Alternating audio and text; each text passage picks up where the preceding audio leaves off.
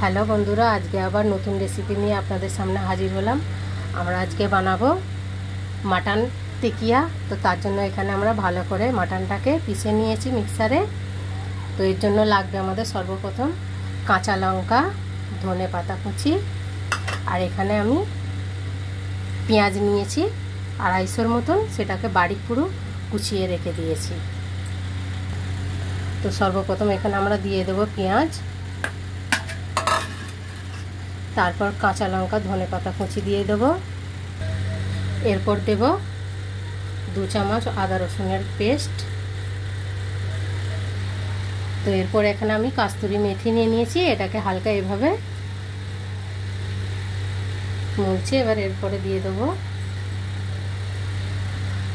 1 চামচ হলুদ গুঁড়ো, দেব স্বাদ মতো লবণ। এখানে আমরা ধনে জিরে মশলা এটা দিয়ে দেব, ভেজে রেখেছিলাম। 1 চামচ শুকনো লঙ্কার গুঁড়ো দিয়ে দেব। এরপর দিয়ে দেব ভেজে রাখা গরম মশলা।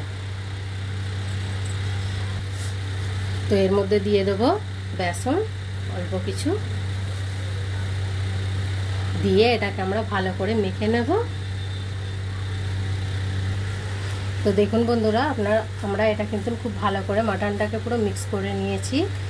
আপনারাও কিন্তু এভাবে ভালো করে মিক্স করে নেবেন।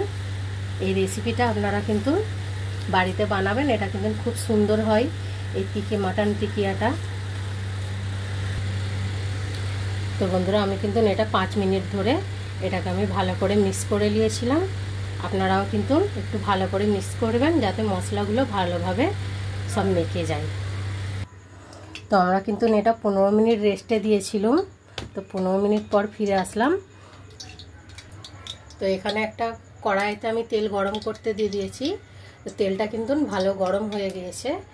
এবার এর মধ্যে একটা একটা করে, তো এরপর আমরা এরকম করে করে রেখেছিলাম, এগুলো এবার একটা একটা করে দিয়ে দেবো। গ্যাসের ফ্লেমটা কিন্তু একটু স্লোই রাখবেন, তা না হলে কিন্তু বাইরেটা লাল হয়ে যাবে আর ভিতরটা কিন্তু কাঁচা রয়ে যাবে।